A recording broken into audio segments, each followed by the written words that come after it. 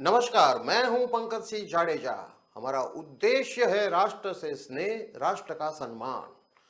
अब देखते हैं आज की दिन भर की टॉप हेडलाइन। कुआं खोदते मजदूर दबा, 24 घंटों से रेस्क्यू जारी। टीमें कुएं के पास खाई खोद कर बना रही है रास्ता।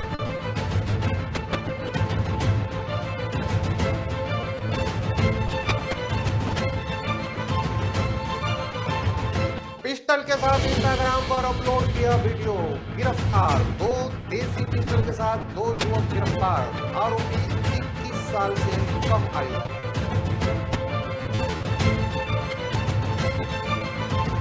पुलिस की नाकाबंदी देख भागे ड्रग सप्लायर, पिस्टल और उसका साथी गिरफ्तार। 24 ग्राम एमडी ड्रग्स बरामद। अब देखते हैं खबरें विस्तार से।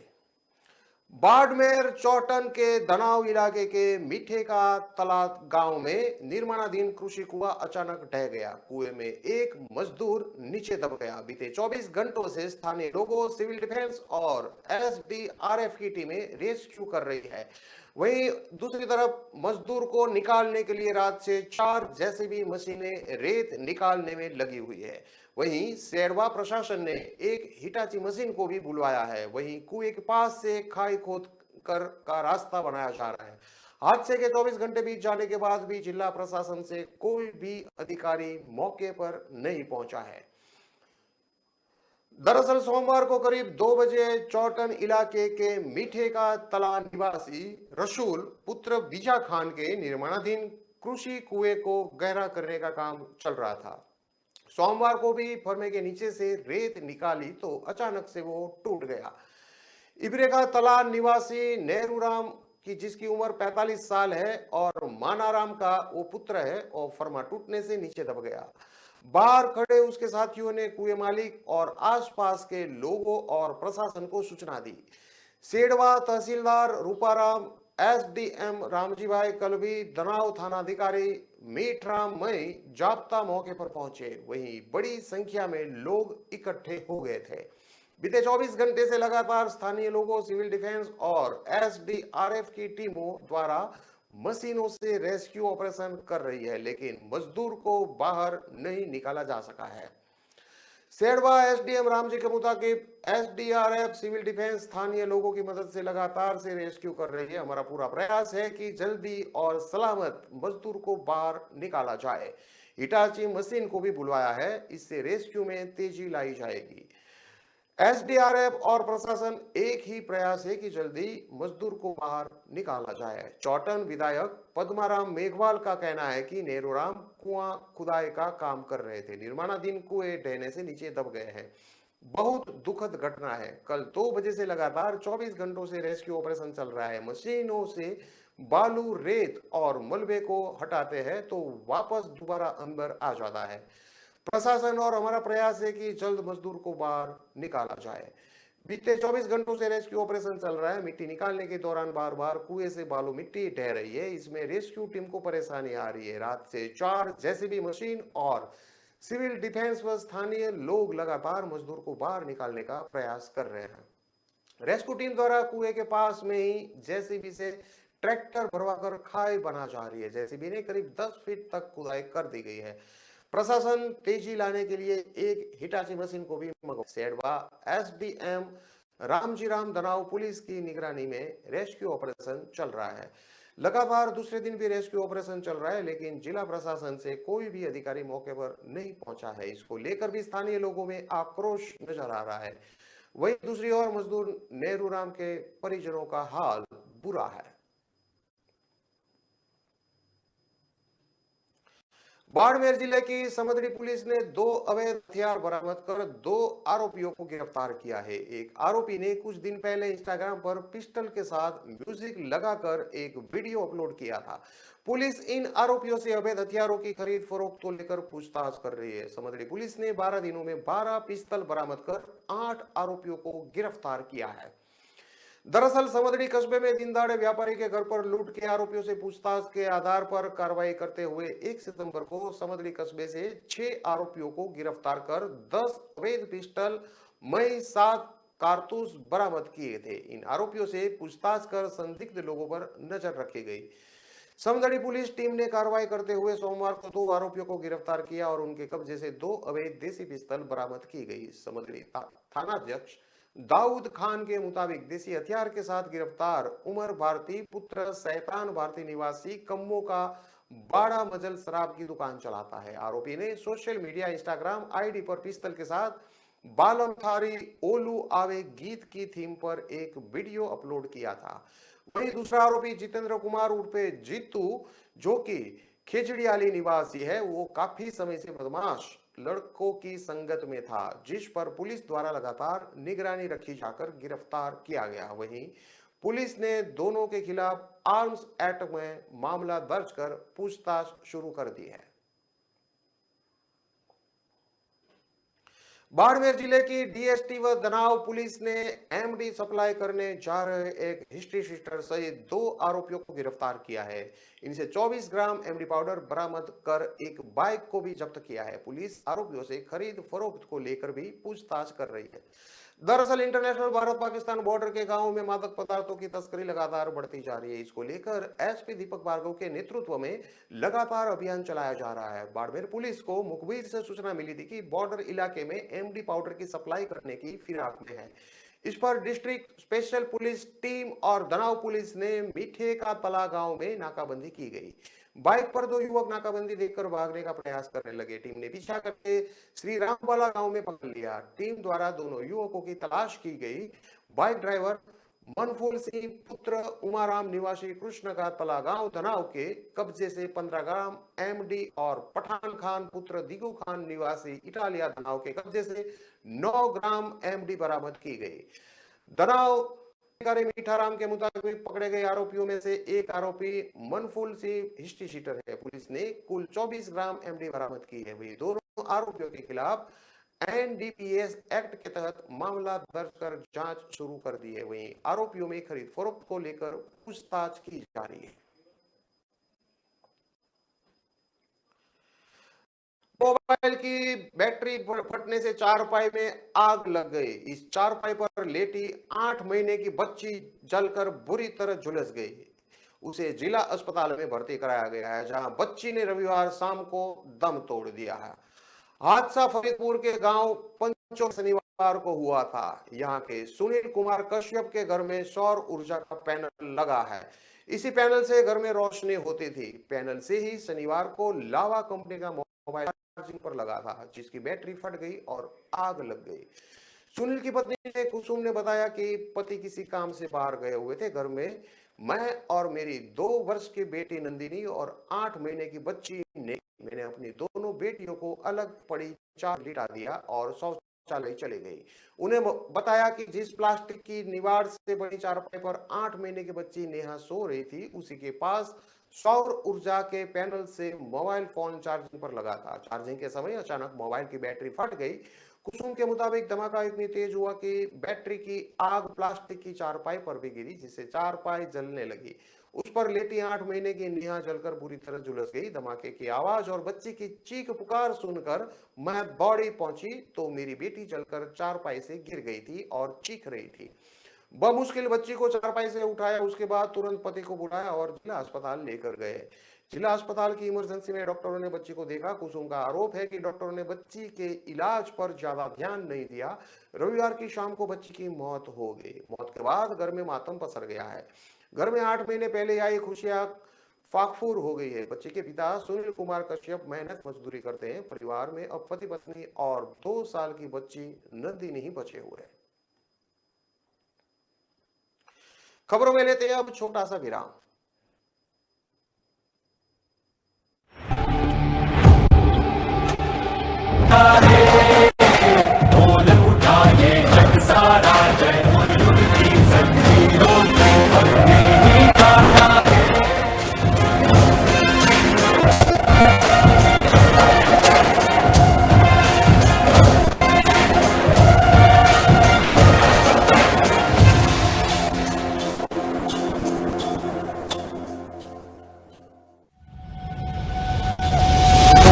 लहरों से डरकर नौका पार नहीं होती, कोशिश करने वालों की कभी हार नहीं होती। नन्ही चींटी जब दाना लेकर चलती है, चढ़ती दीवारों पर 100 बार फिसलती है।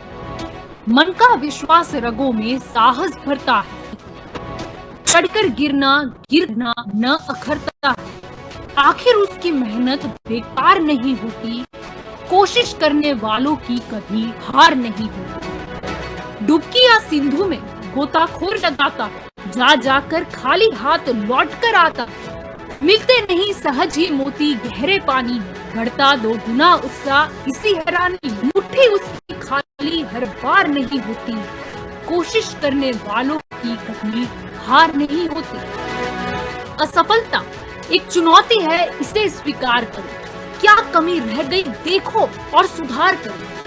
जब तक न सफल हो नींद चैन को त्यागो तो, संघर्ष का मैदान छोड़कर मत भागो तो।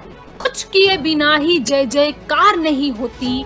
कोशिश करने वालों की कभी हार नहीं होती। कुछ नया करो।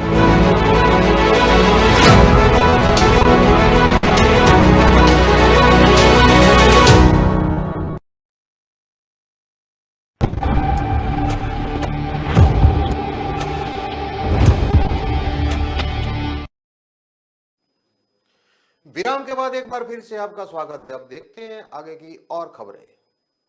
लखनऊ के हजरतगंज के लेवाना होटल का एक और फर्जीवाड़ा सामने आया है। मालिक का नाम लखनऊ विकास प्राधिकरण और नगर निगम की सूची में अलग अलग है। होटल का नक्शा पास नहीं है, इसके बाद भी इसका संचालन हो रहा है।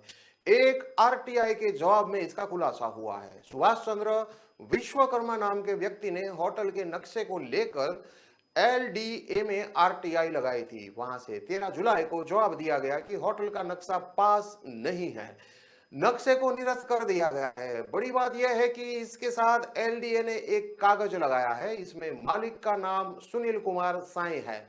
यह नक्शा साल 2002 में निरस्त हुआ है, यानी पिछले 20 साल से इसका ऐसे ही संचालन हो रहा है। नगर निगम में हाउस टैक्स आरआर डेवलपमेंट्स के नाम से जमा होता है। इसमें पिता या पति वाले नाम वाले विकल्प में राहुल और रोहित अग्रवाल का नाम है। नियमानुसार रजिस्ट्री जिस व्यक्ति के नाम होता है, हाउस टैक्स भी उसके नाम में ही बनता है। उसके अलावा नक्शा भी उसके नाम से ही पास होता है। नगर निगम की सूची में 7,19,289 रुपये का हाउस टैक्स जमा भी हो रहा है। मीडिया के पास एलडीए और नगर निगम दोनों के कागज भी मौजूद है। नगर निगम जॉन एस के जोनल अधिकारी राजेश सिंह का कहना है कि नगर निगम की सूची में आरआर डेवलपर्स के नाम से हाउस टैक्स बनता है। हाउस टैक्स जनरेट करते समय रजिस्ट्री की कॉपी देनी पड़ती है, उसके नाम के आधार पर ही हाउस टैक्स बनता है। एलडीए से जुड़े सूत्रों का कहना है कि मानचित्र में दिया गया नाम कई बार जानबूझकर गलत दिया जाता है। इससे अगर कभी सवाल उठे तो बता दिया जाता है कि यह गलती से हो गया है। उसको सही कराने और फाइल दबाने के नाम पर लाखों करोड़ों रुपए का भ्रष्टाचार होता है। स्थिति यह है कि लखनऊ जिला प्रशासन में बड़े पद पर रहने और एलडीए के वीसी रह चुके एक सीनियर अधिकारी का ठिकाना हमेशा लेवाना होटल में रहा है। ऐसे ही लोग के शहर पर शहर में अवैध निर्माण का धंधा चल रहा है। लेवाना होटल में कहीं से भी फायर की गाड़ी नहीं पहुंच सकती। होटल 3 तरफ से पूरी तरह से पैक है, केवल सामने से गाड़ी पहुंचने का रास्ता है, जबकि मानक के हिसाब से होटल के चारों तरफ इतनी जमीन होनी चाहिए कि मौके पर कभी भी फायर की गाड़ी पहुंच जाए। अधिकारी एक बार फिर उस तरह की घटना का इंतजार कर रहे हैं। बड़ी बात यह है कि इस मामले में एलडीए और फायर दोनों की विभाग की तरफ से कभी कोई कार्यवाही नहीं की गई है।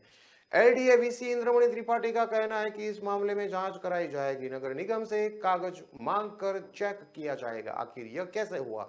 मामले में दोषी अधिकारियों के खिलाफ सख्त कार्यवाही होगी।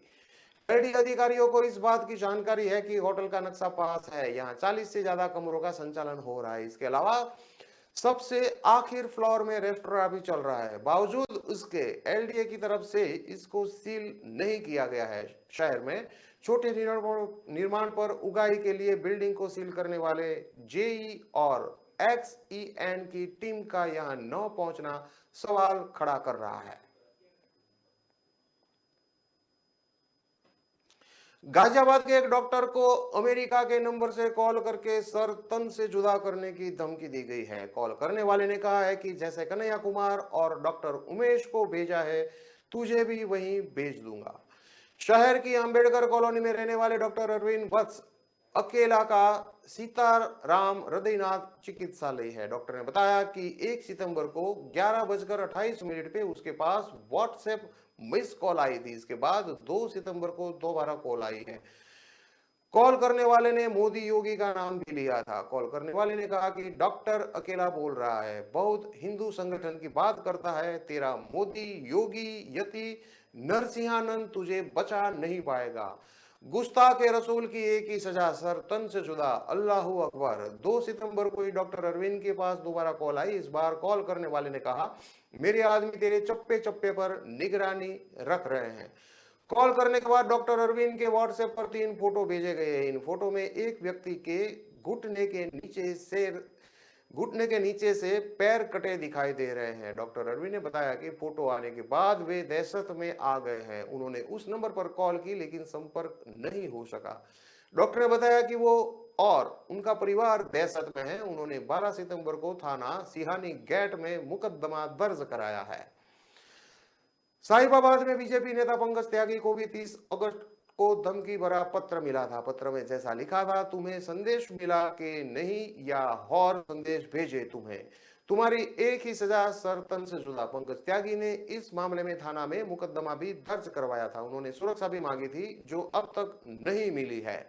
महाराष्ट्र के अमरावती में 21 जून को दवा व्यापारी उमेश कोले की हत्या उनकी शॉप से कुछ दूर पर हुई थी। इसका वीडियो रात तकरीबन 10 बजे घात लगाकर बैठे 3 आरोपियों ने उन्हें बीच सड़क पर रोका और फिर चाकू से गले पर वार कर मौत के घाट उतार दिया। उमेश ने भी बीजेपी की पूर्व प्रवक्ता नुपुर शर्मा के समर्थन में पोस्ट लिखी थी। सहारनपुर में शाकंभरी देवी मंदिर के पास नदी में सैलाब आने से कार सवार एक ही परिवार के 5 लोग बह गए। इसमें एक महिला की मौत हो गई जबकि 4 लोगों को स्थानीय लोगों ने बचा लिया है। यह सभी सहारनपुर के शाकंभरी देवी मंदिर दर्शन करने जा रहे थे। जिस नदी में अचानक तेज बहाव आया उसे शाकंभरी देवी बरसाती नदी कहते हैं। इस नदी को पार करके मंदिर में दर्शन के लिए जाया जाता है। घटना मंगलवार सुबह 5:30 बजे की है। सहारनपुर की शुगर मिल कॉलोनी में रहने वाली सीमा अपनी 3 बेटियों तनिया, मेघा और रिया के साथ मंदिर में दर्शन करने जा रही थी। ड्राइवर रवि कार चला रहा था। कार से यह सभी शंकराचार्य आश्रम के पास पहुंची तभी अचानक पहाड़ी इलाके से पानी का तेज बहाव आ गया। सभी गाड़ी से उतरकर भागने लगे। रवि, मेघा और तनिया बचकर निकल गई। सीमा और रिया पानी में बहने लगी। करीब 1 किलोमीटर दूर बुरादेव के पास शोर मचाने पर दुकानदार बचाने के लिए पानी में कूद गए। दोनों की नदी से बाहर निकाला। इसमें सीमा की मौत हो चुकी थी। रिया की सांसें चल रही थी, वह घायल हो गई थी। आनंद फानंद में उसे अस्पताल में भेजा गया। सहारनपुर से 48 किलोमीटर दूर बेहट क्षेत्र के शाकंभरी देवी का मंदिर है। यह पहाड़ी की तलहटी में है। मंदिर जाने के लिए अधिकतर लोग इसी रास्ते से आते जाते हैं। नदी में छोटे छोटे पत्थर पड़े हुए थे, उसी से रास्ते होकर कार गुजरती है। लगभग 11 महीने तक इस नदी में पानी नहीं होता। आमतौर पर बारिश तेज होने पर कभी कभी बाढ़ आ जाती है। मंगलवार सुबह भी शुरू में हल्का पानी था, लेकिन जैसे ही कार बीच में पहुंची तभी पानी का तेज बहाव आने से यह हादसा हो गया। बताया जा रहा है कि सोमवार को भी नदी में अचानक पानी बढ़ गया था। बावजूद प्रशासन ने लोगों को जाने से नहीं रोका। सीमा के पति हेमंत शुगर मिल से रिटायर्ड है। सीमा ब्यूटिक चलाती थी। मृतक सीमा के पति हेमंत ने बताया कि वह पहली बार मां शाकंभरी देवी गए थे। आज मंगलवार की छुट्टी होने की वजह से बच्चों ने अचानक मंदिर जाने का प्रोग्राम बना लिया था। 2 बेटियां और ड्राइवर सुरक्षित है। अस्पताल में भर्ती रिया ने बताया कि नदी में पानी का बहाव काफी तेज था, लेकिन मैंने हिम्मत नहीं हारी। बुरादेव के पास लोगों को मेरा शोर सुनाई दिया तो उन्होंने मेरी जान बचाई। मैं हिम्मत हार जाती तो कुछ भी हो सकता था। मंगलवार को यूपी के 29 जिलों में बारिश का अलर्ट जारी किया गया है। मौसम वैज्ञानिकों की माने तो अगले 3 से 4 दिन तक प्रदेश के अलग अलग जिलों में हल्की और भारी बारिश हो सकती है। लखनऊ के आसमान में सुबह से ही बादल छाए हैं और हल्की बारिश भी हुई है। आंचलिक विज्ञान केंद्र के निर्देशक जेपी गुप्ता बताते हैं कि बीते 24 घंटों में 87% कम बारिश हुई है। औसत अनुमान बीते 24 घंटों में 7.1 मिलीमीटर बारिश होनी थी, जो सिर्फ 0.9 मिलीमीटर हुई है। ऐसा पहली बार नहीं है कि जब अनुमान से 87% तक बारिश कम हुई है। जेपी गुप्ता बताते हैं कि मुजफ्फरनगर, शामली, बागपत, मेरठ, सहारनपुर, आजमगढ़, मऊ, अम्बेडकर नगर, गोरखपुर, संत कबीर नगर, सुल्तानपुर, अयोध्या, बस्ती, रायबरेली, अमेठी, बाराबंकी, लखनऊ, उन्नाव, कानपुर, कन्नौज एरिया, हरदोई, सीतापुर, बहराइच, श्री बस्ती, गोंडा, सिद्धार्थनगर, महाराजगंज, बलिया, देवरिया और गाजीपुर में बारिश का अलर्ट जारी कर दिया गया है। बिजली की चमक के साथ 40 किलोमीटर प्रति घंटे की रफ्तार से हवा भी चल सकती है। विस्तार से खबरें पढ़ने के लिए आप हमारे वेबसाइट का भी प्रयोग कर सकते हैं। हमारा वेब का पता है www.kalamkartavya.com। हमारी कलम ही हमारा कर्तव्य है के उद्देश्य के साथ खबरों को आप राष्ट्र प्रथम के साथ देखते रहिए। नमस्कार।